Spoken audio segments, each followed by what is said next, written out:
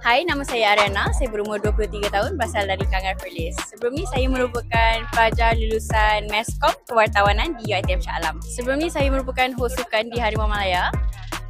Tapi saya ada terdetik lah dekat hati saya nak ubah saya punya minat daripada sukan ke hiburan. Dekat sini saya dapat tonjolkan bakat saya suka menyanyi, saya suka berlakon, saya suka hosting. So saya rasa industri hiburan memang sesuai dengan saya.